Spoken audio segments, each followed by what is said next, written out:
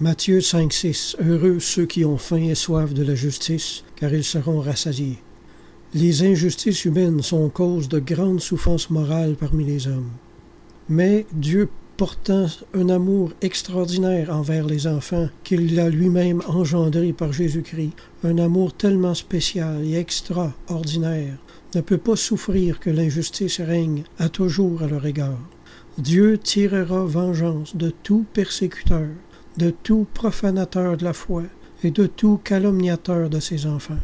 Il leur fermera même son royaume, selon qu'il est écrit, « Ne savez-vous pas que les injustes n'hériteront pas le royaume de Dieu? » Ainsi, celui qui touche les cheveux d'un enfant de Dieu, d'un enfant aimé si extraordinairement, ne peut demeurer sans subir une extraordinaire punition.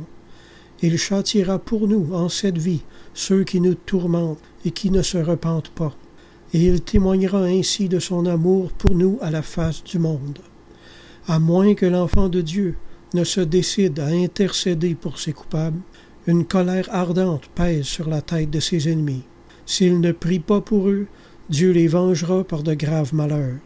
Il est toutefois plus avantageux pour un enfant de Dieu et plus noble d'imiter son maître, qui, souffrant d'injustice sur la croix, a choisi de pardonner à ses ennemis et d'arrêter ainsi le tremblement de terre qui les aurait certainement tués tous. Pardonner une injustice pour l'amour de la ressemblance à Jésus est la plus belle offrande que nous pouvons montrer au Seigneur. Cette grandeur d'âme est le signe de la noblesse que nous portons en nous et la marque de la famille royale à laquelle nous appartenons, de la race de Dieu, de la race de ceux qui pardonnent. Amen.